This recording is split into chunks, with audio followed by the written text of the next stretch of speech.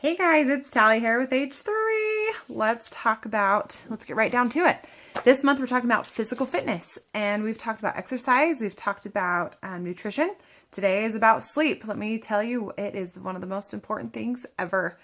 So early to bed, early to rise makes a man healthy, wealthy, and wise. It's very true.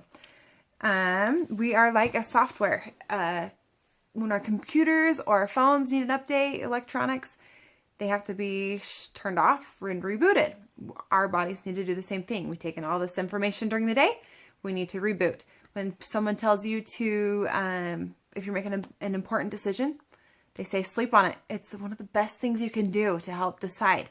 You just kind of think clear and you understand what you need to do a little bit better after a good night's rest. So let's talk about why.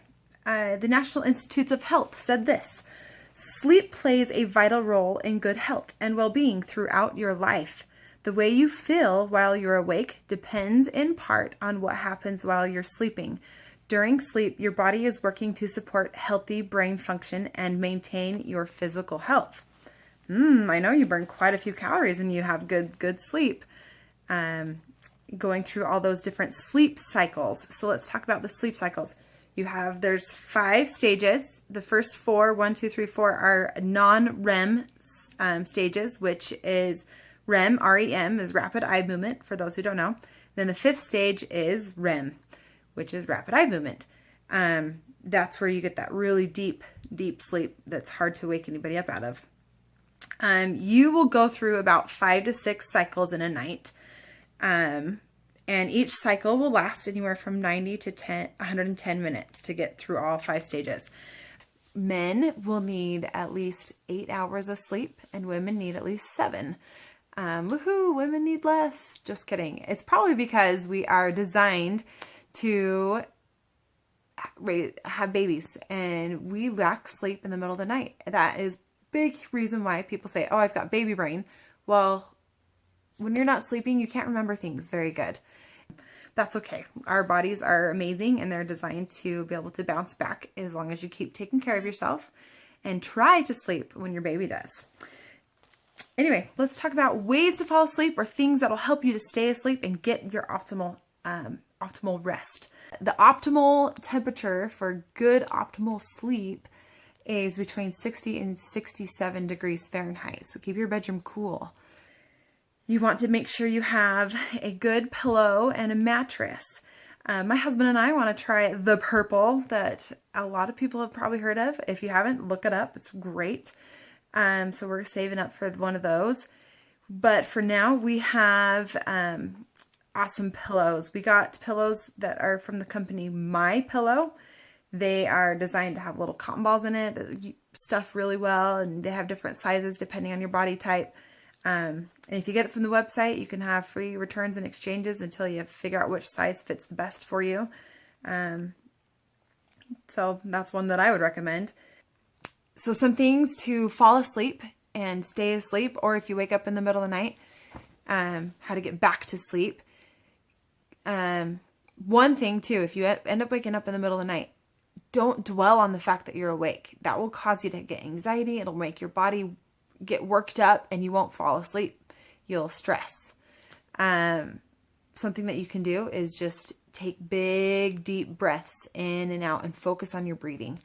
Another thing you can focus on relaxing your body parts. You can just kind of start from your toes, go on up to your head, and just make it feel heavy and more relaxed. If you need to, you can tighten the muscle and then relax it. That can be very beneficial. Things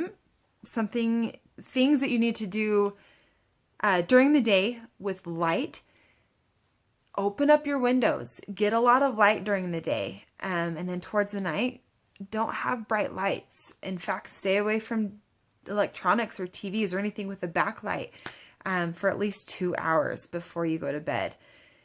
For me, I don't stay away from it for at least 2 hours, but I don't take it to bed. I leave it.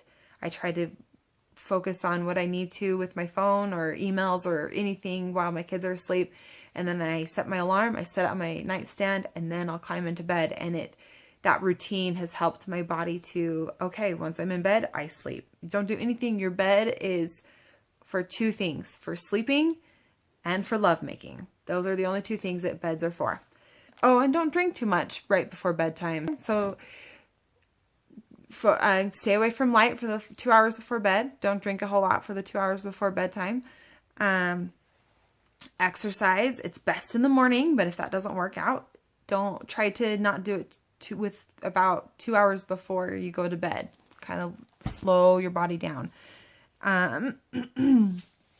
Finding a routine. There's a whole bunch of other things that you guys can look up online and find out too, but those are kind of the main ones that I have found that works the best. So this week, my challenge is to get better sleep. For me, I'm going to try to actually go to bed when my baby goes to bed and try to get to bed by 10 o'clock. To close, we got our scripture today, and it is up in D&C 88:124. The last part of the scripture says, "Cease to sleep longer than is needful.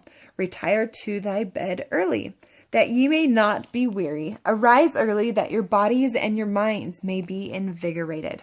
So, go get some sleep. Bye.